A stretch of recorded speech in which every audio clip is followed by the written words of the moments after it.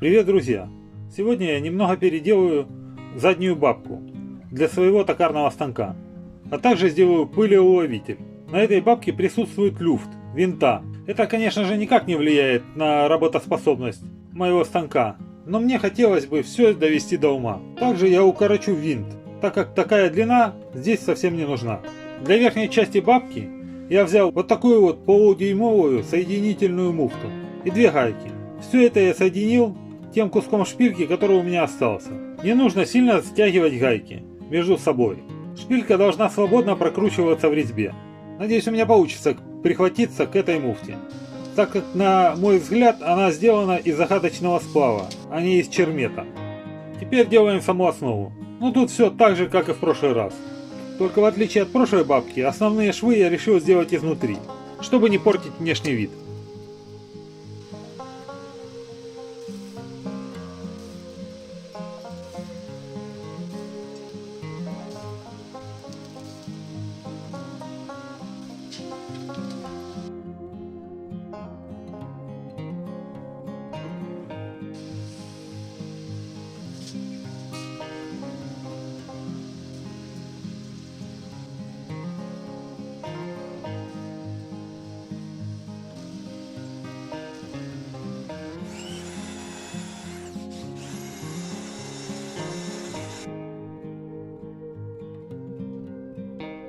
Теперь изготовим пылеуловитель.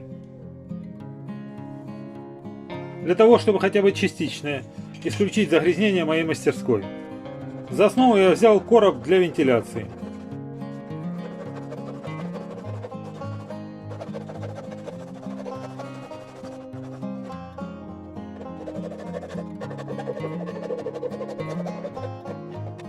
Приспособа делается с таким условием, чтобы ее можно было использовать не только на токарном станке, но и, к примеру, на сверлильном или шлифовальном.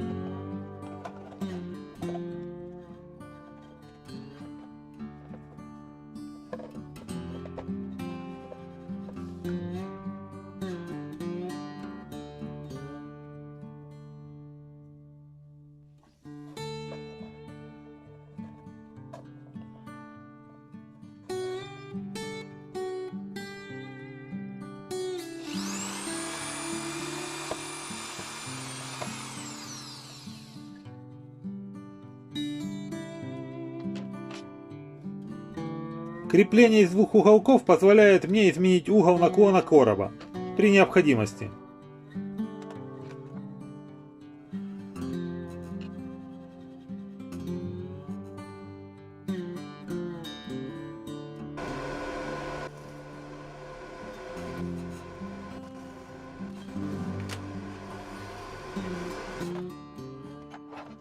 На такой платформе можно и разместить не только пылеуловитель, но и дополнительное освещение или защиту из оргстекла. Как вы видите, люфт полностью исчез. Для тех, кто не видел прошлый ролик, кстати, ссылку на который я оставлю внизу в описании, я покажу, как устроена ходовая часть.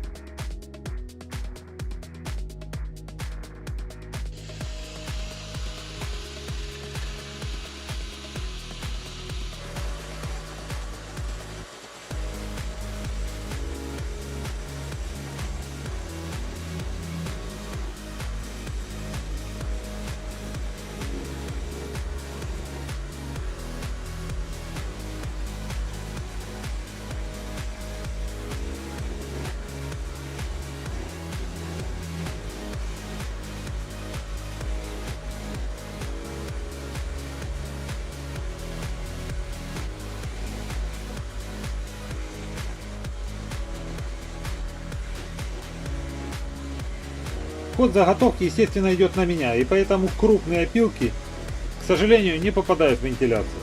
А вот пыль вся уходит в пылесос.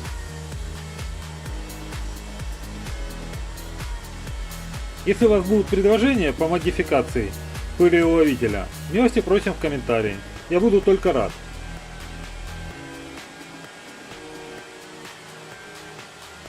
Ну а на сегодня все, друзья.